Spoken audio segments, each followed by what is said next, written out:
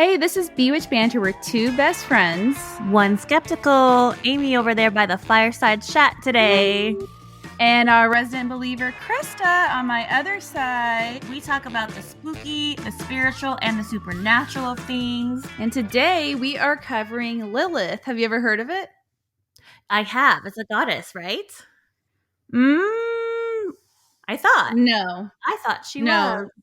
Well, it depends who you're talking to, maybe. Let me put Coltrane down for a second. I was trying to use Coltrane as clickbait so people watch. I would watch anytime. Thank you, Coltrane. And for everyone who's listening, we have a video podcast that we do now on YouTube. And just to set the scene, I'm living my best life. I'm between two ferns.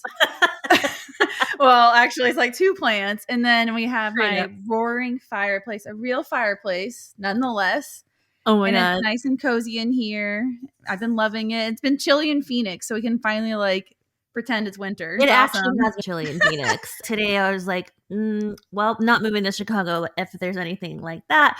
That's another side conversation though. Oh, Chris is just trying to get an emotional tug out of me for recording on air. A little bit. Chris is trying to move away and leave me. She thinks it's forever. It's not forever though. I just need she's being a bitch. I need 6 months there, 6 months here, Well, who doesn't want that? Every person trying to meet my next Midwestern husband. Hi, if you're out there, hello. I'm not the problem. It's me. So I mean, I would love that life too. I just don't have the moolah to live somewhere 6 months every anyway, month. Amy's got a new fireside chat thing going. So Crystal's like, drop the subject. Yeah, because she thinks I'm gonna leave her. Fuck that. Yeah, she is. She's my only friend, man. And then I'm gonna leave you in spite. I said I was gonna get another friend named Krista. Impossible. Actually, speaking of friends, I did want to do a quick shout out to people back home from Danbury, Connecticut that said they listened over the holidays. Awesome. Who was that? Joe Ford, my friend Sarah, who likes all of our stuff and suggests topics. In fact, she suggested aliens last year, which you covered really weird shit going on with government conspiracies. They were at the wedding I attended over Thanksgiving, and they pulled me aside and said, "We love the podcast." Oh, that's so sweet. Thank you, Joe. Thank you, Sarah. And also thank you, Elena. You know who you are, girl. Saving sisters' lives out here. You listen and like all our shit too. So thanks, Elena. No, it's very sweet. It makes our days when people tell us that they listen. Because I mean, it might seem like common sense that people listen, but to be told that, it's awesome. It actually, it's like, oh shit, people actually understand how much work and effort and energy and just love as a labor of love this all takes. For those of you who are starting to catch on and keep the fire roaring like it is behind Amy over there. No pun intended. Okay, now Lilith.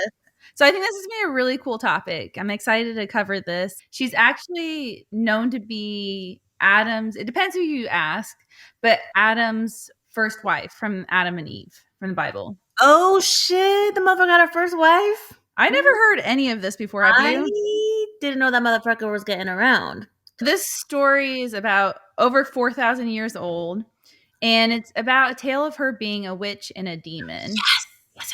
But at the same time, she is a feminist icon today, and that didn't really change until the 20th century when women started to own the narrative of the story and really saw that actually it's really cool. She is probably the first feminist ever in folklore, or a tale of her ever in time, the first one being portrayed. Oh my God. Her literary tale, which I thought was really interesting, and I've never heard of her. I'm still stripped out that Adam got it on though with somebody else. This is a great story because it even has to do with sex, women wanting sex a certain way. This touches everything we cover in Bewitch Banter, which isn't really sex, but I mean, also Hello, it is the problem. It's me now because yes, I do always. We do not cover it that much though. I'm pretty much always thirsty. So well, we know that. You don't need to give a disclaimer for that. Well, those who are new, now you know. Now you see the face of the thirsty one, and maybe that's actually scary. I don't know, but hi. It's me. I'm the problem. It's me. It's cool because it entails everything, even what the millennial movement of witchcraft and all that stuff. I had no idea she was related to the Bible, but I thought was like a witchcraft figure or modern day practicing witch. She's not really even in the Bible, but we'll get to it. Okay, but she is a character in the Christian and more of the Judaism lens. Oh shit. Okay. All right. Hit me, baby. One more time. Her tale now is used to illustrate basically the injustices of women throughout time. Get and it, Lilith. basically, it also tells us that she's the first feminist and she's the first woman to walk this earth and is still discriminated. The first one. There was no hope for us from day one, basically. Not to be a naysayer. Boo. Buzzkill. Sorry. She's now a symbol for a lot of people in the feminist community, which we're feminists, but we didn't know about this. But more to the more probably like Jewish leading beliefs. Sure. Or people who are not even Jewish, but like people who are departing from Judaism and trying to find their own identity. Okay. You actually may know her from the show, I always forget, Chilling Adventures with Sabrina. Did you ever watch that? No. It's Sabrina the Teenage Witch, the newest one that came out on Netflix. Oh, with the young girl. Yeah. Yes, I have. Okay. Oh, so do you remember kind of like the evil lady who was always like haunting her a little bit? And after her? Okay. So her name is Madame Satan, and she is portrayed by Michelle Gomez. For all those people who actually know pop culture, unlike myself, she is a representative, the character of a witch and a demon, and the character is supposed to be Litlith.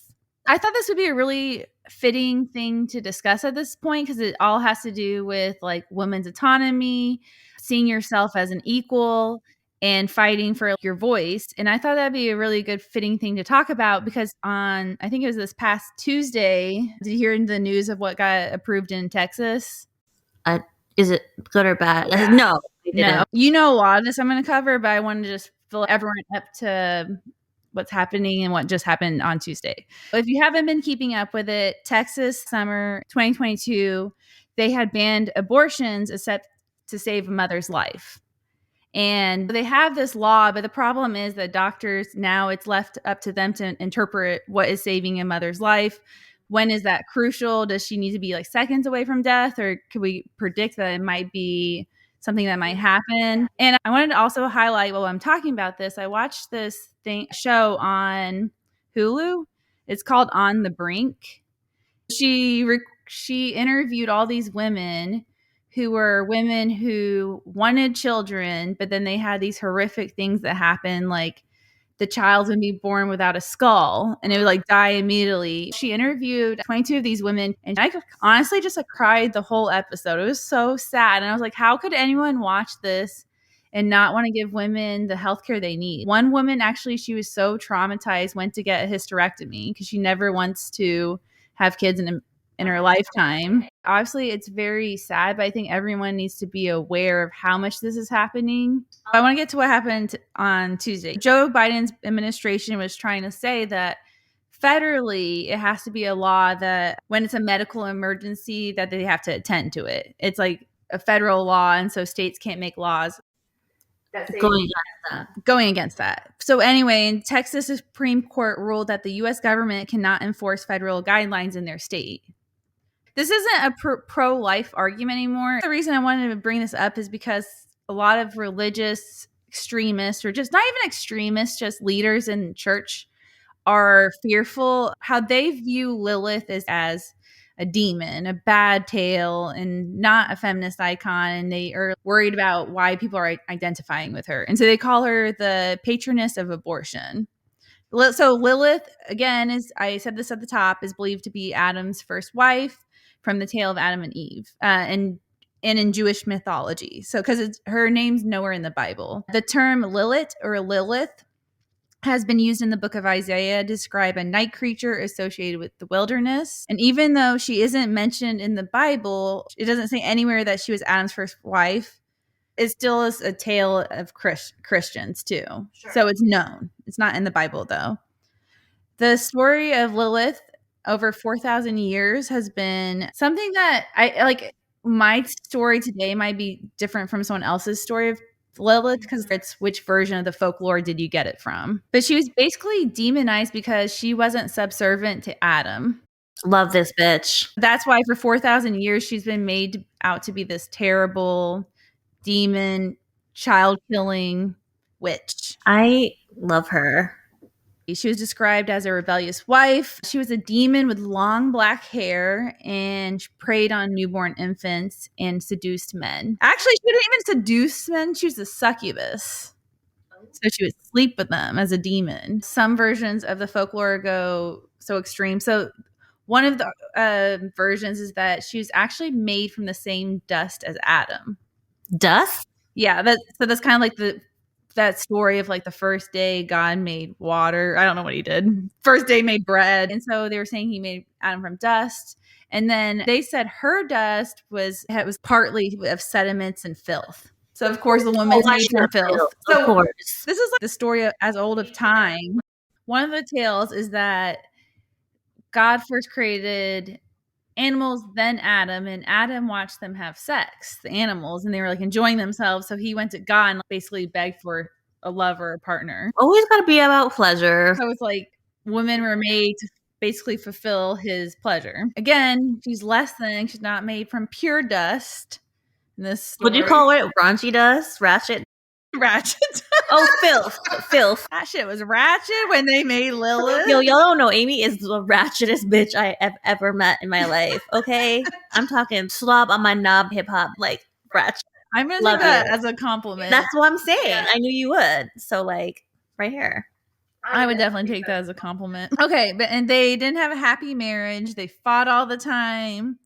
And Lilith was, of course, known as being opinionated and hard to deal with. God forbid. That bitch got a voice on her.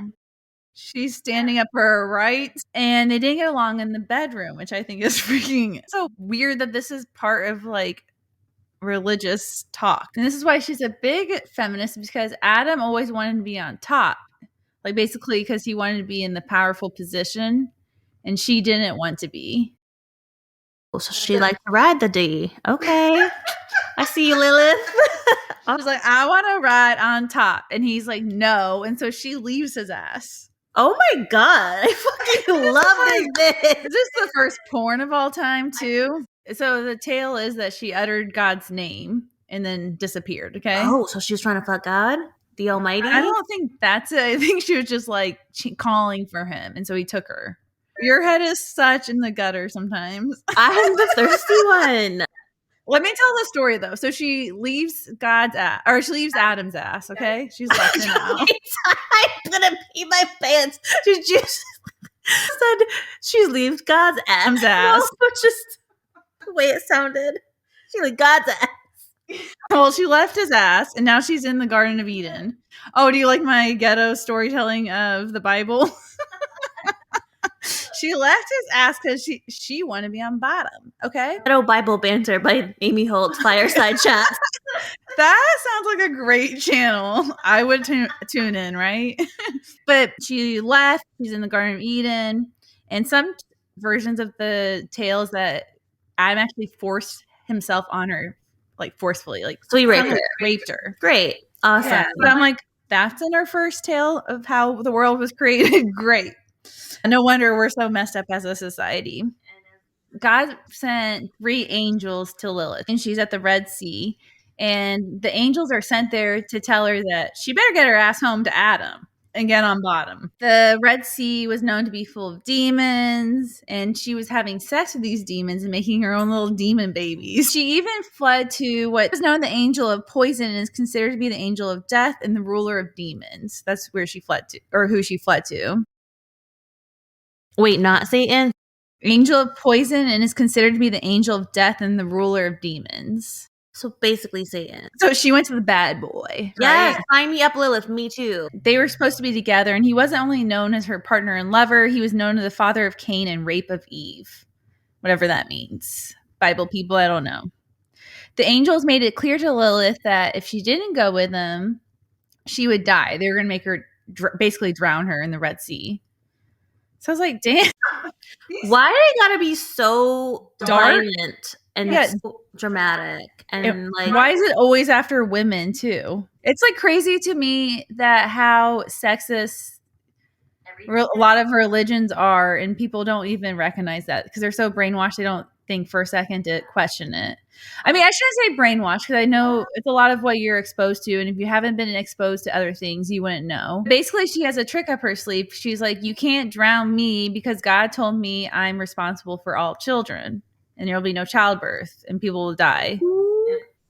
That is a power move, girl. It was believed that she was responsible for boys for the first 8 days of their lives and then for girls the first 22 days of their life.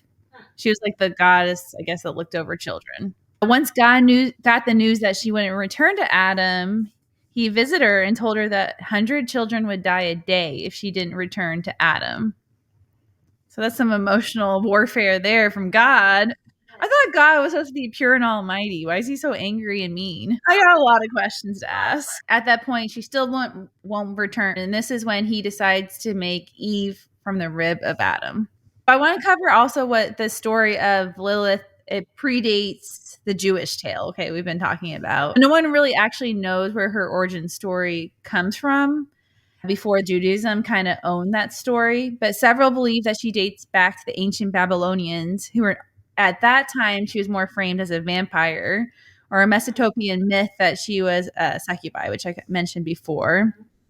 The earliest stories that we know of Lilith date back to the Babylonians and the Sumerians. And the Babylonian Empire dates back to 1612 BC, to give you some kind of reference. Like how many thousands of years she's been folklore character. Lilith at that time period is more known as Lilu or Lilitu, which is described instead of like thinking of an individual like goddess or individual spirit, she's actually like a group of demons. And that could be either or female or male.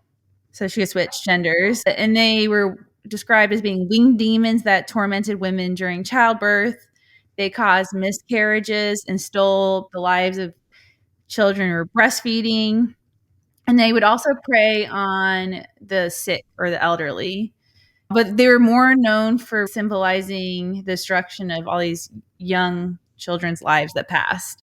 This was a time when there was no science. Then there was a lot of miscarriages. There was a lot of infant mortality and all that. So it's like they were trying to put a name to the blame, I guess. The folklore surrounding Lilith, 7th century, had women recite incantations to protect themselves against Lilith. So you don't say, I know that. What's an incantation for our listeners? And this bitch has clapbacks today. Is reciting a prayer or mantra aloud. Yeah, or using charms. Anything like that. Trying to like use magic or a charm. And they want to protect themselves during childbirth so she doesn't come visit them. One tradition was that women would inscribe their incantations on bowls and then bury them upside down in their house. And the idea is that the bowl would catch Lilith so she couldn't enter the house. Because think about this, they have dirt floors at the time period. Since she is associated with being a demon as well, you will see her referred in some texts as the serpent that tempted Eve in the Garden of Eden, the one who handed the apple. And there's artworks from the Sistine Chapel. Michelangelo portrayed of Lilith, and you can see it's like a serpent snake in the torso of a woman. So it's to represent her. The take of what Lilith represents really depends on who you're talking to, which audience, which article are you clicking on? Are you looking at a Catholic lens? Or are you looking at this more of a scientific or historian lens? So it's kind of interesting. Modern feminists and many contemporary Jewish theologians interpret the story of Lilith as a symbol of freedom. And she's viewed as a woman who embraces her own strengths, sensuality, and sexuality, and that she was punished for having a voice and recognizing her sexual desires. I love her. She was also punished for insisting that she be treated as an equal to Adam, and for that reason, she was condemned to watch children die every day. She has a lot of influence today for feminists. Lilith is a name of a Jewish women's magazine, where their sole mission of the magazine is to create a safe space for Jewish women to learn about and discuss feminism as a platform. Oh my God. And they do a lot of great things along with women's issues. There is a Lilith fund. It's one of the, if you Google Lilith, they'll pop up right away. And it provides direct financial and emotional support to Texans that are forced to travel to access abortion. Love that. Which of course has leaders in the religious community angry, and they call her the anti-Mary, and again, the patroness of abortion. Oh God. Oh, they have their panties in a twist and they're all angry. Why are they always so angry? What? You know why? I know exactly why. And I say this all the time, but let me bring it back around. It's no one's business who loves who or who's having sex with who. Mind your business. And because they're not having their own sex and they're minding other people's business while they're not getting fucked, that's why they're so angry. I think it's deeper than that. I think they want power, and you get power and people hate people and they unite around you. Anyway, I don't want to get into that too much. Let's keep going. I'm obsessed with her. You're welcome. You're welcome to actually, Corey. Thank you. Hey, I did all the research. There's a national literacy program named after Lilith and an annual music festival that donates all its profits to battered women's shelters and breast cancer research institutes called the Lilith Affair. Going back to TikTok, which we talked a lot about in Witch Talk, but there's actually something called Jewitchcraft, which is the combination of goddess worship, Wiccan beliefs, along with Judaism. Okay. And that's, for me, this is just goes to show the difference, again, in power of brainwashing in religions. I knew nothing about Judaism being connected with paganism and witchcraft. Right? And I was brainwashed in Catholicism, right? And Christianity, steeped in Christianity. Mm-hmm. That's wild. That's so cool. Yeah. And just laughing at myself. Yeah. It's cool, Barbie. Yeah, Barbie. Hey, you look like the original Barbie right now. You just need your glasses. A lot of women have argued that, not even just women, there may be men, but actually goddesses were part of the Judaism religion until it became stricter over the years, more patriarchal and monotheistic. They got rid of that version of Judaism, and they were like, it wasn't there at the origin, though. There were goddesses, but it's been like, you know how they say whitewash, it's like male washed. And because it became more mainstream, and that the gender inclusive version of Judaism is no longer there. So they don't want to be a part of it. It's like, this is kind of like how they want to combine their religions. That's so, can you say it again? So the popular term actually is Jewitch, like Jewish, Jewitch, and they are the Jewitchism. Oh, okay. Thank you. That's cool. Yeah, I should explain that because it makes sense if you're looking at it on the screen, but if you hear someone say it, it doesn't make sense. Yeah. And you can see it's on the rise. There's thousands of Facebook groups that popped up, and then 24,000 followers of the Jewish accounts on TikTok, or Jewitch accounts on TikTok and Instagram. And in these communities, Litlith is a feminist icon, and these groups it's just become a safe haven for marginalized communities and people who don't identify with like traditional religions that are fighting for women's rights and reproductive rights. It all starts there in the marginalized communities, including our queer communities. And P.S. Drag Race is on tonight. That's why I'm wearing my rainbow. I'm so excited. But yeah, oh my God, Lilith. That was the tale of Lilith. What'd you think? I think that's my new drag name. Lilith? Okay, I love it. Oh, and it's a very popular name these days, actually. I forgot to mention that. A lot of people are naming their kids Lilith. Because of knowing her story? Some people might just like the name. It's like any name, right? But it is a very popular name now. Oh my God. How do we pay homage? How do we pray to her right now? I don't know. But it was funny. There was one article I stumbled across. It was like this Catholic priest, and he was talking about how she's like a demon and witch and how dark her origin story was. And I guess the Lilith Fund actually during some hurricane, they went in, but they were going to provide abortion relief for people who needed it in that time. And the Catholic writer's like, who would ever think you would go in and give abortions when already so many people have been killed? He didn't understand. Brava, my friend. Thank you. Bad baddies is all we're going to feature now. Bad bewitches. Is that all we're going to cover? Not the Christmas tree? No, religions are in spiritualism too, but it always comes down to women being that badass rock queen at the core of it all. But it's just crazy to me that the first tale of time, basically, there had to be a feminist character asking for her voice because she was being treated like crap. It's from the very day one, it's women have been told you're less than. And how far we've came. Look at us bad bitches on air. Can you imagine? The demons would hate this. Me having a microphone. Us talking back to Adam. Oh God, us demanding to ride him. Oh no. You need to be on bottom. I like how that's like part of the argument, though. Of course, it's about their pleasure. Whatever. Anyway, great episode. I would say myself. I'm sitting by the fire, loving life, and she's so humble, you guys. Humble Holt. Well, should we say bye on that note? I think we shall. Peace be with you. Thanks for listening. Check us out on Instagram or bewitchbanter.com. Suggestions for the show? Emails at bewitchbanter@gmail.com. Credits, music Phantom Fun by Jonathan Boyle from premiumbeat.com. Podcast edited and produced by Kristen Hinds and Amy Holt. As always, if you enjoyed, please rate, review, and subscribe.